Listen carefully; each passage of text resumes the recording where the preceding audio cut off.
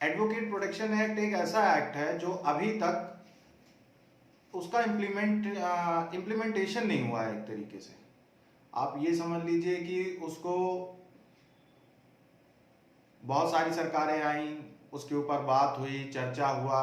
बहुत लोगों ने उसको बोला कि हम लागू करेंगे, हम लॉयर्स को प्रोटेक्शन देंगे, हम उनकी हर चीज़ के लिए जिम्मेदार होंगे। लेकिन ऐसा कुछ अभी हमारी जो पिछली सरकारें आई हैं या जो हमारी प्रेजेंट गवर्नमेंट है उससे ऐसा कुछ देखने को हमको मिला नहीं है। तो अब आज मैं आपको ये बताना चाहता हूं कि advocate protection act present time को देखते हुए इतना जरूरी क्यों है। वो जरूरी इसलिए है क्योंकि बिना प्रोटेक्शन के, मान लीजिए कि मैं खुद एक लॉयर हूं और केसेस लड़ता रहता हूं, और जैसे मान लीजिए कि आप लॉयर हैं, आप क्रिमिनल लॉयर हैं। क्रिमिनल लॉयर के तौर पे आप कोई अच्छे आदमी का केस तो लड़ेंगे नहीं, आप कोई ऐसे इंसान का केस लड़ेंगे, एक ऐसे व्यक्ति का, ऐसे विक्टिम का केस लड़ेंगे जो किसी अपराध में सम्मिलित होगा, शामिल होगा, और उसकी जो आपराधिक गतिविधियां होंगी वो जरूरत से ज्यादा खतरनाक हो सकती हैं, आपके लिए जानलेवा हो सकती हैं। तो इस बात को समझाने के लिए मैं एक उदाहरण लूंगा, उसको थोड़ा सा ध्यान से समझिएगा कि क्यों उस एडवोकेट एक्ट की बात हमें करनी चाहिए और क्यों वो इतनी ज्यादा जरूरत है आज के प्रेजेंट टाइम के हमारे इन्वायरमेंट को देखते हुए। सपोज करिए कि आप किसी हाई कोर्ट में या किसी भी कोर्ट में, हाई कोर्ट में नहीं, आप कोई भी कोर्ट में एक क्रिमिनल लॉयर के तौर पे काम करते हैं मानिएगा, और आपके पास कोई बंदा केस लेके आता है कि सर मेरे भाई का जो है मर्डर हो गया है और मैं जानता हूं कि किसने मर्डर किया है, और मैंने एफआईआर नामजद ही एक एफआईआर उसके नाम पर सेक्शन 154 में अपने जो निकटतम थाना है उसमें उसकी फाइलिंग करवा दी है। तो आपको उसने सारे डॉक्यूमेंट्स दे दिए, उसने सब कुछ जो उसको लगता था उसने सब कुछ आपको प्रोवाइड कर दिया। बीइंग अ लॉयर आपको पता होगा कि एडवोकेट प्रोटेक्शन एक्ट 1961 के तहत आपको पता हो कि वो व्यक्ति जिसका आप केस ले रहे हैं, बात सुनिएगा, जिसका आप केस ले रहे हैं वो बहुत ही ज्यादा, मतलब इट मीन्स कि जरूरत से ज्यादा खतरनाक है। वो अगर हो सकता है कि अगर वो जान जाए कि हाँ फला लॉयर है और आपकी अगर रेपुटेशन बहुत ज्यादा अच्छी है, उसको पता हो कि अगर आपके हाथ में केस आया है और तो उसका बचना एक तरीके से अब इम्पॉसिबल टाइप का है। तो इस बात को और ध्यान से थोड़ा सा मैं आपको एक्सप्लेन करूंगा कि आप मान लीजिए आपके पास वो सब कुछ अपना डॉक्यूमेंट वगैरह लेके आया, वो आप गए, आपने केस ले लिया, आप अब कोर्ट के सामने अपीयर कर रहे हैं, मजिस्ट्रेट के पास से आपने सेक्शन 156 क्लॉज 3 के अंडर में आपने उसको पास भी करा लिया, और पास कराने के बाद उसको आप केस में अब अपीयर करते हैं, मतलब केस के साथ, मतलब आप उस केस को प्रोसीड करते हैं, एक तरीके से उसकी प्रोसीडिंग पे आ जाते हैं। जो उसके फैक्ट होंगे, जो आप उसको देखोगे, उसको मजिस्ट्रेट के सामने प्रेजेंट करोगे, तो जब आप उसको एक पर्सनल तौर पे उस केस को लड़ने लगोगे तो ऑब्वियस सी बात है कि जो सामने वाली पार्टी है वो भी समझेगी कि अब जो ये वकील साहब हैं ये पूरी तरह से इसमें इन्वॉल्व हो गए हैं, तो जब ये इन्वॉल्व हो गए तो अब हमारा बचना तो भैया मुश्किल है। तो वो क्या करेंगे, आपके पास आएंगे, आपसे बात करेंगे कि वकील साहब आपने तो पैसा ले लिया है, हम आपको उनसे ज्यादा पैसा दे रहे हैं, आप इस केस को एक काम करिए कमजोर कर दीजिए। अच्छा भाई, हम भी, हमारी भी माँ है, पिताजी हैं, ठीक है, हमारे भी घर के सदस्य हैं, और हम ही अगर कमाने वाले व्यक्ति हैं उस घर के, और हमें ही जान की धमकी दे दी जाए तो हमारा घर परिवार कैसे चलेगा। तो हमारे पास दो ही ऑप्शन होंगे, या तो हम पैसा ले लें या तो फिर भगवान के पास चले जाएं। तो उन दोनों में से हम क्या करेंगे, जो कि मुझे लगता है ऐसा करना पड़ता है क्योंकि हमारे ऊपर कोई हाथ रखने वाला नहीं है, हमारे ऊपर हमारी बातों पे कोई ध्यान देने वाला नहीं है। कि मान लीजिए कि हमको किसी भी तरीके का कोई बंदा आए, वो सामने से धमकी देके चला जाए, जैसा अभी हाल ही में लखनऊ के सिविल कोर्ट में हुआ, हाल ही में लखनऊ के सिविल कोर्ट में हुआ कि बाहरी एक व्यक्ति आता है, कोर्ट के अंदर चला जाता है, तो वहां पे कुछ गोला बारूद से वो धमाका करता है, जिससे न्यायालय में काफ़ी ज़्यादा हड़कंप मचता है।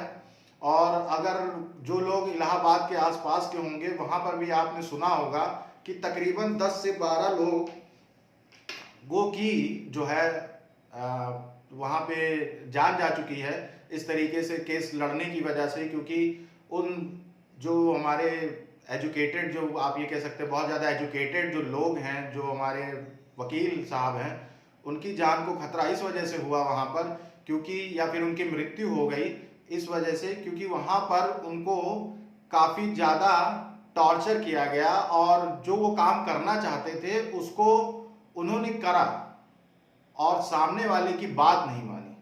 तो इन्हीं सब चीज़ों से बचने के लिए हमें, इन्हीं सब चीज़ों से हमको प्रोटेक्शन मिलने के लिए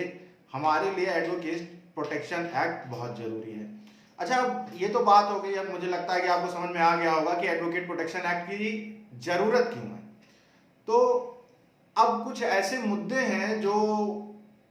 आपको एडवोकेट प्रोटेक्शन एक्ट में चाहिए कि वो इम्प्लीमेंट हो ही हो। मतलब मान लीजिए जैसे गन का लाइसेंस, उसके यूज का, सपोज करिए कि अब आपके ऊपर कोई गोली चलाता है सामने से, जैसे पुलिस के पास राइट है कि पुलिस चाहे तो अगर उसके ऊपर अटैक होता है तो वो सेल्फ डिफेंस में, राइट टू प्राइवेट डिफेंस जो कि आपका एक राइट है, आपको मिला हुआ है, उसके तहत अगर पुलिस चाहे तो वो गोली चला सकती है। लेकिन इस तरह के इम्प्लीमेंट के लिए वकीलों को भी परमिशन मिलनी चाहिए। मीन्स कि सबसे पहले उनका लाइसेंस जल्दी से जल्दी उनको मिलना चाहिए। लाइसेंस मिलने के लिए उनका जो प्रोसीजर है, जो लॉयर्स हैं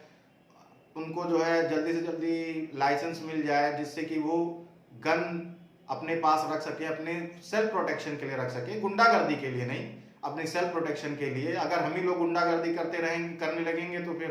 कैसे समाज में कैसे काम चलेगा, कैसे यहाँ की न्यायिक प्रक्रिया अच्छे से चल पाएगी। तो यहाँ पे गन रखने का मेरा मेन मोटिव ये है कि गन जो हो वो हमारी प्रोटेक्शन के लिए हो, हम अपने पास, या फिर जिस तरीके से हमारे मंत्री लोगों को, हमारे विधायक लोगों को एक्स ग्रेड, वाई ग्रेड, तरह तरह की ग्रेड की जो सुविधाएं हमको मिलती रहती हैं, उसी प्रकार से हमको भी उसी तरह सुरक्षा मिलनी चाहिए कि हम भी अपने काम को बखूबी कर सकें। लेकिन अब ये तो पॉसिबल है नहीं कि कोई दो पुलिस वाला आपके साथ 24 घंटे आप जहाँ आ रहे हैं, जा रहे हैं, आप दिन भर में तरह तरह के काम कर रहे हैं, ये तो पॉसिबल है नहीं। तो इसके लिए कि जरूरी है हमारे पास हमारा सेल्फ एक डिफेंस में कोई वेपन हो, और वो वेपन हमको इशू करे कौन? गवर्नमेंट, और उसका लाइसेंस भी वो हमें तुरंत से तुरंत प्रोवाइड करे। दूसरी बात हम कर लेते हैं ट्रैफिक रूल्स की। सपोज करिए कि वैसे तो हमारे देश के, मेरी यहाँ के लोगों से भी कुछ शिकायत है कि जैसे मान लीजिए एम्बुलेंस निकलती है ट्रैफिक से, तो मैं चाहता हूँ कि आप लोग एक अच्छे नागरिक का परिचय, एक अच्छे नागरिक होने का परिचय दें, सबसे ज़्यादा जरूरी है। मैं इस वीडियो के थ्रू आपसे ये भी एक पॉइंट उठाना चाह रहा हूँ कि जब आप लोग रोड पर निकले तो एम्बुलेंस को भी रास्ता दें। सेम उसी तरह एक लॉयर को भी एक क्लियर रास्ता मिलना चाहिए कि वो बिना समय व्यर्थ करे कोर्ट तक जा सके और पेशी कर, अपनी पेशी में पेश हो सके। जिसकी वो पेशी करने वाला है वहां पर अपने, मान लीजिए चाहे वो डिफेंस लॉयर हो या फिर मान लीजिए कि वो प्लेंटिफ हो, जिस भी पार्टी की तरफ से वो जा रहा हो उसकी तरफ से वो ऑन टाइम पहुंचे, और उनके लिए फ्री फ्लुएंट, आप एक तरीके से समझ लीजिए कि ट्रैफिक रूल होने चाहिए। तीसरी जो जरूरी बात है कि जो शुरुआत में नए बच्चे आते हैं, मान लीजिए कि 1 से 2 साल या 4 साल, मिनिमम 5 साल तक ऐसा माना जाता है कि लॉ फील्ड में शुरुआत के 5 साल आपको मेहनत करनी पड़ती है। मेहनत इन द सेंस कि आपको नॉर्मल लोगों से आप मिलेंगे तो कहेंगे कि भैया वकालत की लाइन में शुरुआत में 5 साल तुम्हें घिसना पड़ेगा, जब तुम अपने आप को घिसोगे तभी तुम बड़े वकील बनोगे। तो घिसने का मतलब तो ये नहीं है कि वो वकील 2 वक्त की रोटी के लिए मोहताज हो जाए। तो कुछ ऐसे नियम होने चाहिए कि कम से कम ना वो BMW में घूमे, ऑडी में घूमे, एटलीस्ट उनको 2 टाइम का खाना नसीब हो, और वो बिना मतलब किसी प्रॉब्लम के जो है अपने जीवन को बढ़ा सकें, अपने घर की ज़रूरतें पूरी कर सकें, उसके बाद तो वो धीरे धीरे मेहनत करके आगे बढ़ ही जाएंगे। तो कुछ इस तरह की भी सिक्योरिटी उनको मिलनी चाहिए। और ये सब बातें एडवोकेट प्रोटेक्शन एक्ट में होना चाहिए, जैसे इंश्योरेंस हो गया, आपका मेडिकल में भी उन्हें छूट मिलनी चाहिए। इन सब चीजों का प्रावधान अभी तक कहीं से भी नहीं हुआ है, और अगर हुआ भी है तो वो कागजी तौर पर हुआ है और जमीनी स्तर पर कहीं पर भी लागू नहीं हुआ है। तो मेरी आप लोगों से दरख्वास्त है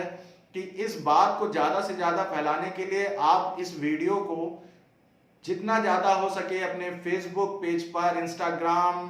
ट्विटर हैंडल पर भी इसको हो सके तो आप टैग करके शेयर करें।